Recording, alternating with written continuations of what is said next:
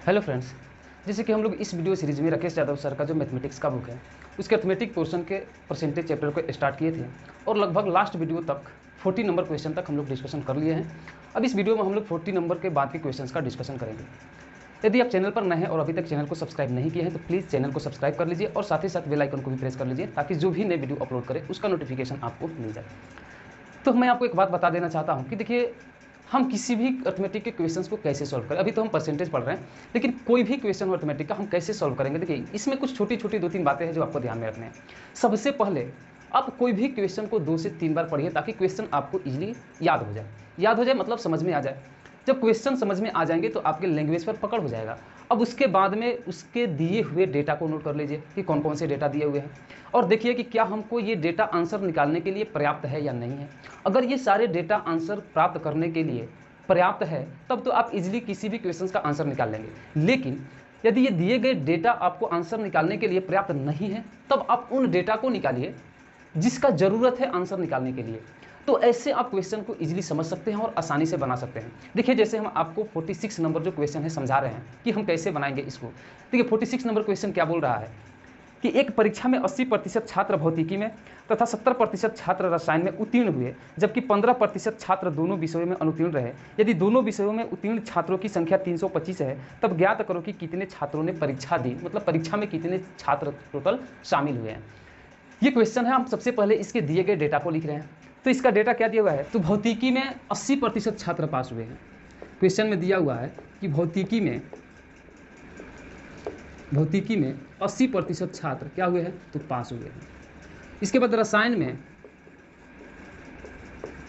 में 70% छात्र पास हुए हैं, जबकि दोनों में मतलब फिजिक्स और केमिस्ट्री दोनों में क्या हुए हैं, 15% छात्र फेल हुए हैं। देखिए, हम डाटा को नोट कर लिए। इसके बाद सभी उत्तीर्ण यानी कि सभी जो उत्तीर्ण हुए हैं विद्यार्थी वो कितने हैं, 325 है। देखिए, एक्चुअली में ये जो कंसेप्ट है ना, ये इंटरमीडिएट का जो फर्स्ट ईयर है, फर्स्ट ईयर में एक सेट थ्योरी चैप्टर होता है, ये उसका कंसेप्ट से रिलेटेड है। लेकिन हम यहाँ पर इंटरमीडिएट के सिलेबस को नहीं कवर करेंगे। बस ये एक छोटा सा तरीका है जिसको हम आसानी से बना लेंगे इस टाइप के कोई भी क्वेश्चन को। तो ध्यान से समझिएगा। एक यहाँ पर वेन डायग्राम फिगर बनाना है आपको, और ये फिगर क्या होगा, देखिए यहाँ से अगर आप बना रहे हैं तो ये हमारा होगा फिजिक्स का, और देखिए दोनों विषय को एक में कर दिया, और ये हो गया केमिस्ट्री का, ये हो गया फिजिक्स और ये हो गया केमिस्ट्री, और ये जो बीच वाला है ना, ये फिजिक्स प्लस केमिस्ट्री दोनों का हो गया। ठीक, अब क्वेश्चन क्या बोला है, देखिए कि भौतिकी में 80% छात्र जो है ना पास हो गए हैं, 80% छात्र पास हो गए हैं। जबकि ये रसायन ये है तो रसायन में 70% छात्र क्या हो गए, पास हो गए, और 15% दोनों विषयों में फेल हो गए। ये क्या है, फेल हो गए।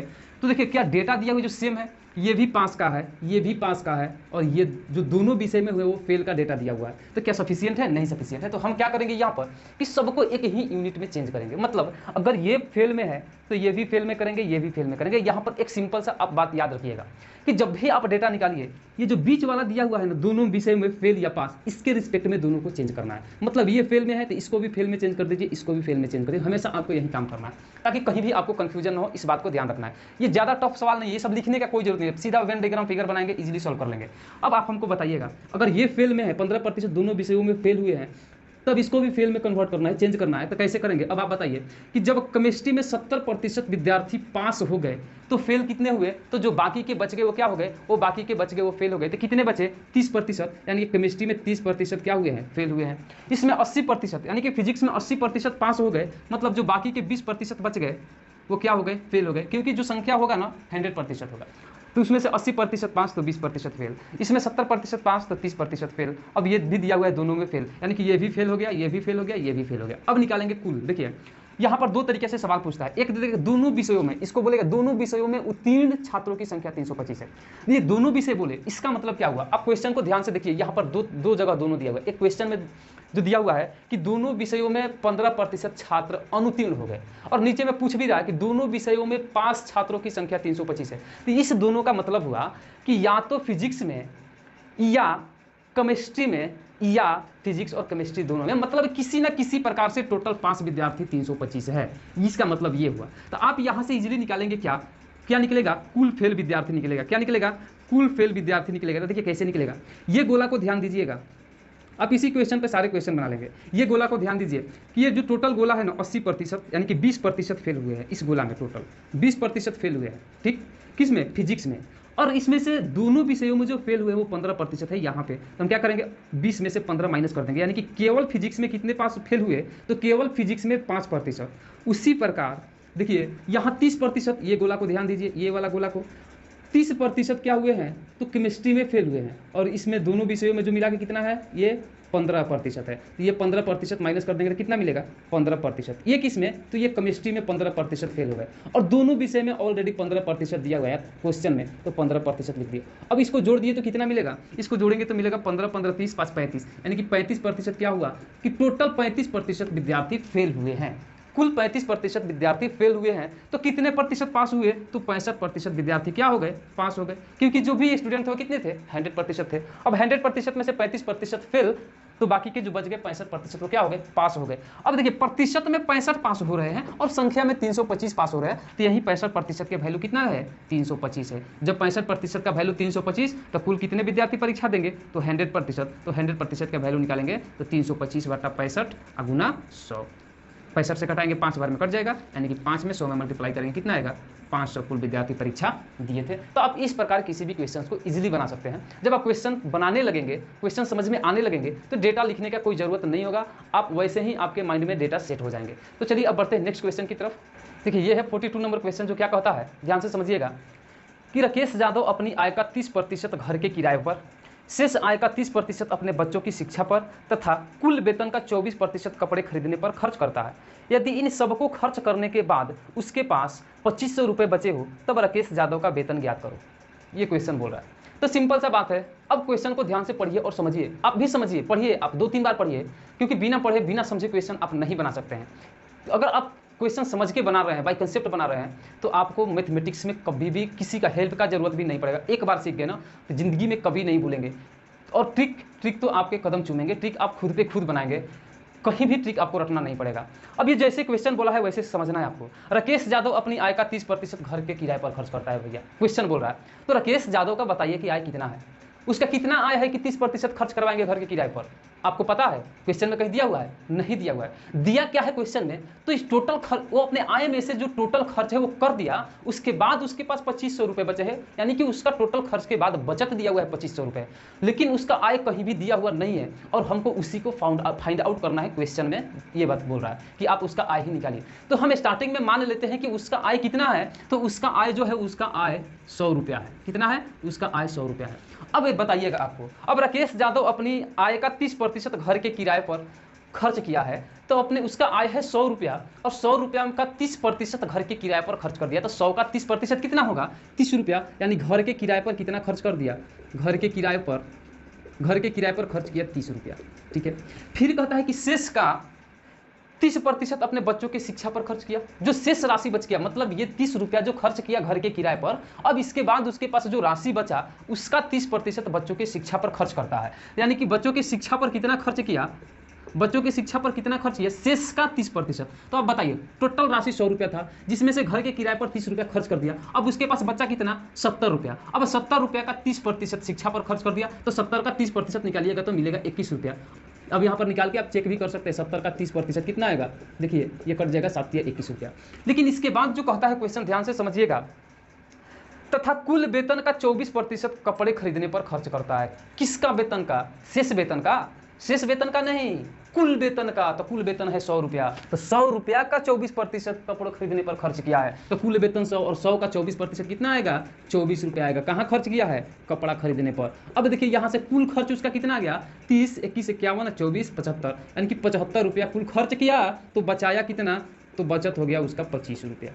अब हमको एक बात बताइएगा, देखिए उसका आय है 100 रुपया, और 100 रुपया में 75 रुपया खर्च कर दिया, तो कितना प्रतिशत खर्च कर दिया। मैंने आपको कंसेप्ट में बताया था कि 100 में जो जितना होता है वो उतना ही प्रतिशत होता है। तो यहाँ 100 में 75 खर्च किया, तो 75% खर्च किया। यहाँ बचाया कितना, 25 रुपया। अब 100 में 25 रुपया बचाया, तो कितना प्रतिशत बचाया, 25% बचाया। तो 25% का वैल्यू कितना, क्वेश्चन में दिया हुआ है 2500, क्योंकि 2500 रुपया टोटल ये कुल खर्च के बाद बचत कर रहा है। हम अपने से 100 मान के बना रहे हैं, तो कितना बचत आ रहा है, 25 रुपया, यानी 25% आ रहा है। और क्वेश्चन में इसी बचत को दिया हुआ है 2500, इसका मतलब कि 25% के बराबर कितना, 2500। और उसका जो आय है कितना माने हैं, 100 माने हैं, तो 100 को 100% लिखेंगे, तो कितना हो जाएगा, 2500/25 गुना 100। अब यहाँ पर कटाएंगे, 100 बार में कट जाएगा, बराबर कितना 10,000 रुपया जो है उसका क्या है मासिक आय है, आंसर। अब ऐसा नहीं कि यहाँ पर प्रतिशत नहीं लगेगा तो आंसर नहीं आएगा, उस वैसे भी हमारा आंसर आएगा सीधा। 25 का वैल्यू 2500, तो 1 का वैल्यू कितना आ जाएगा 100, तो 100 का वैल्यू कितना आ जाएगा 10,000। आप कैसे भी बना सकते हैं, कोई दिक्कत नहीं है, प्रतिशत लगा भी सकते हैं, नहीं भी लगा सकते हैं।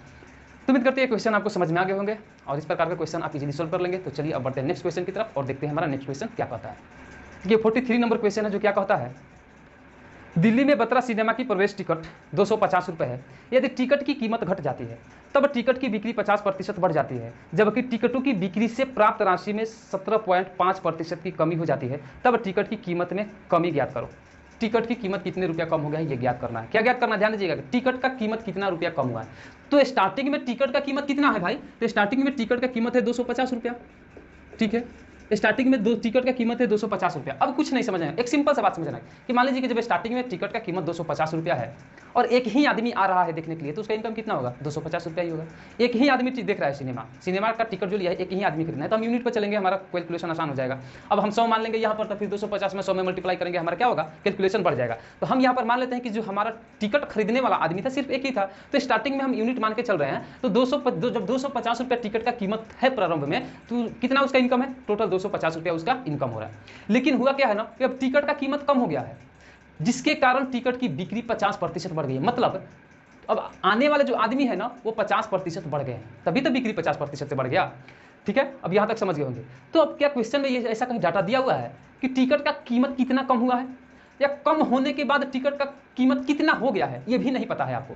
तो हम क्या माने यहां पर कि जो टिकट का कीमत है ना घटने के बाद, यानी कि टिकट का कीमत घटने के जो बाद 100 रुपया हो गया है, यानी कि टिकट का कीमत घट के 100 रुपया हो गया है। 100 रुपया घटा नहीं है, घट के 100 रुपया हो गया है, ये मान लिए हम।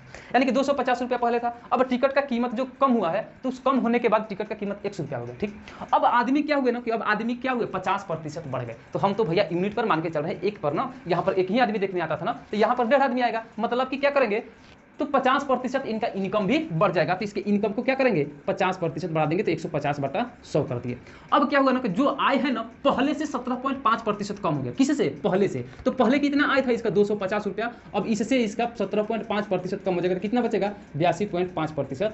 और दोनों आय है उसका वर्तमान का उसी टिकट के बिक्री से, तो दोनों क्या हो जाएगा बराबर हो जाएगा। अब कैलकुलेशन करके x का वैल्यू निकाल देना है। तो देखिए 100 से 100 कट गया, ये 0 से 0 कट गया, 5 या 15, 5 से कटाएंगे 5 बार में, 3 से कटाएंगे 3 दूनी 6, 3 7 21, 3 5 15, यानी कि x का वैल्यू कितना आएगा, मल्टीप्लाई कीजिए 5 5 25, 5 2 5 7 35, 2 37 7 3 और 2 5 10 3 13, यानी कि देखिए यहाँ पर एक डेसिमल है ना, यहाँ पर इधर से भी एक डेसिमल डालेंगे, कितना हो गया 137 रुपया 50 पैसा। ये क्या है x का वैल्यू है 137 रुपया 50 पैसा। तो ये x का वैल्यू कब का कीमत है, कीमत घटने के बाद। और हमको आंसर क्या निकालना है कि टिकट में कितना का कमी हुआ है, तो 250 में से 137 को माइनस कर देंगे, तो टिकट में कमी जो हुआ है हमारा कितना हुआ है उसकी कीमत में, तो निकाल देंगे कि 250 माइनस 137 रुपया 50 पैसा बराबर, देखिए करेंगे कितना आएगा 0, फिर करेंगे यहाँ पर 10 में से 5 जाएगा कितना 5, फिर कितना मिलेगा यानी कि 112 रुपया 50 पैसा क्या आएगा आंसर आएगा। यानी कि टिकट की कीमत में इतना रुपया का कमी हो, कितने का 112 रुपया 50 पैसा का, जो हमारा करेक्ट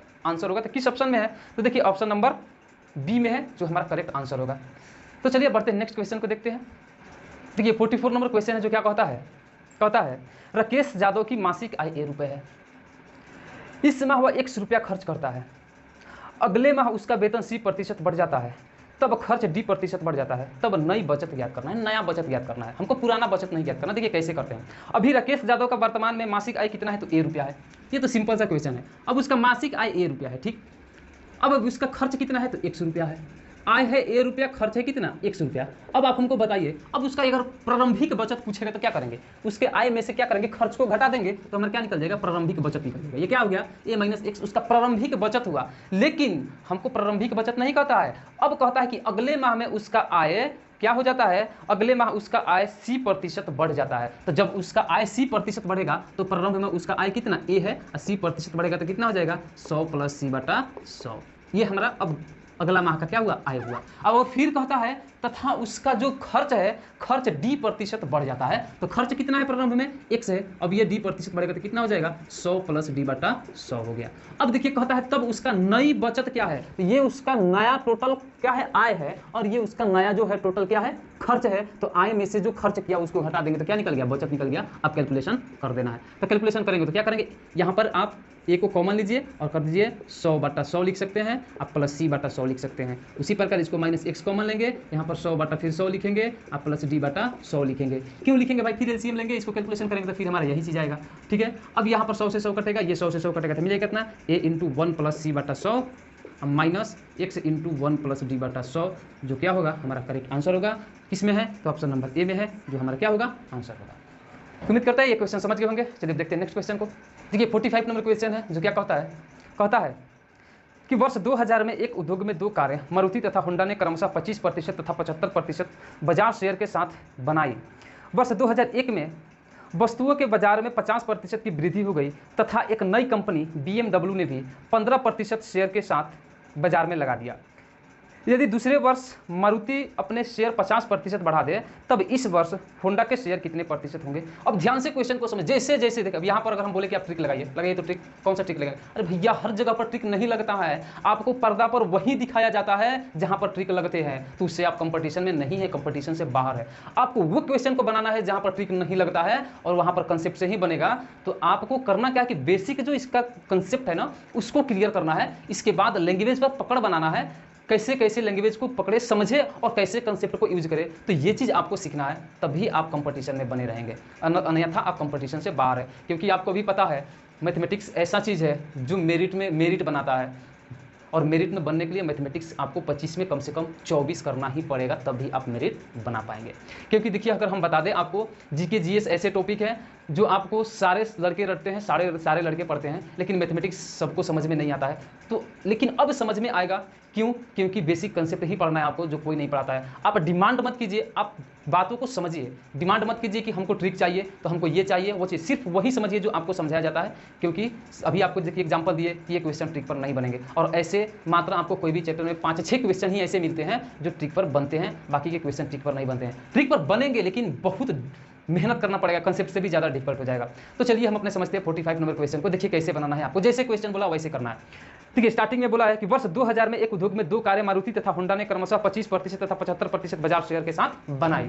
तो स्टार्टिंग में जब मारुति उद्योग में 2 कारें मारुति तथा होंडा ने जो शेयर बाजार बनाया है वो कितने रुपए का बनाया है नहीं मालूम है, लेकिन ये पता है कि उसमें मारुति का हिस्सा कितना है, 25%, और होंडा का हिस्सा कितना है, 75%। तो हम मान लेते हैं कि जो प्रारंभ में जो शेयर बाजार था वो 100 रुपये का था। कितने का था, तो 100 रुपये का प्रारंभ में शेयर बाजार था, जिसमें मारुति का कितना था हिस्सा, हम लिख देते हैं यहाँ पर, जिसमें मारुति का हिस्सा जो था वो 25%। कितना, 25%। तो आपको भी पता है 100 का 25% कितना, यानी कि 25 रुपया किसका था, उसमें 25 रुपया था मारुति का, और जो 75% बोला है किसका, होंडा का।